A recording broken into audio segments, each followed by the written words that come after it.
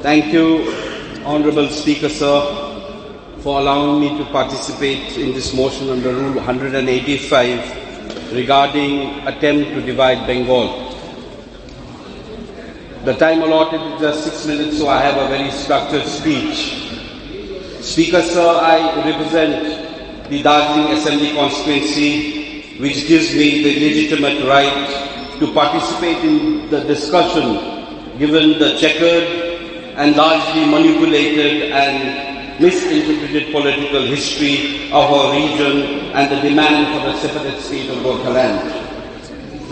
Sir, I rise here today to clarify the misconception about the demand of a Gorkhaland state, which has been valiantly dismissed and suppressed by the corridors of power in Kolkata time and again by saying that this is a demand for dividing Bengal, and by labeling us secessionists, separatists and anti-national despite of our having a different political history, language, culture, heritage and demography.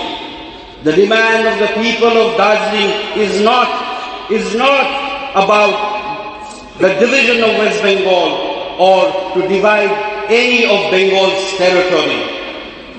Speaker, sir, our demand is for the merger of that part of Bengal, that part of land of Bengal that was merged with West Bengal in 1947 after India's independence and was officially incorporated into West Bengal only in 1956 under Schedule 5 of the Observed Area Laws Act 1954. Sir, history bears testimony to the fact that Darjeeling was once an integral part of Sikkim. Government of West Bengal, the then left front government, issued a white paper on this in 1986. Then Nepal annexed this part. Again it was handed over to the British India and later on handed back to Sikkim. It was again taken back by British India and later on handed back to Sikkim, again by a deed of grant executed by the then Maharaja of Sikkim as a token of friendship to British. Darjeeling became a part of British India territory. Then, as it is kept now as non-regulated areas, sometimes as scheduled district, sometimes as backward class, sometimes as partially excluded area, sometimes as observed area under various legal and political structures. So I want to clarify again that the demand for Gorkhaland state is not about division of Bengal's territory, but seeking a rightful place for a region's culture and history in India's political map under the constitutional provision.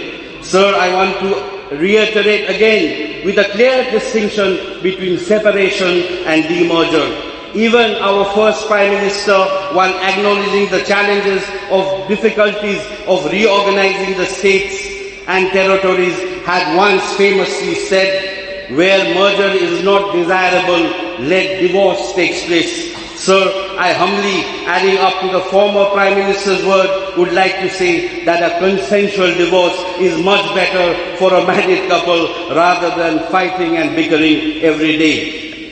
I belong from the most nationalist and patriotic community, the Indian Gorkha community, and I strongly object to the very ulterior motive behind bringing such a motion which is against the very letter and spirit of Article 3 of the Indian Constitution, and any motion in violation to the Constitution is not only ultra-virus, but it is also anti-Constitution and anti-national.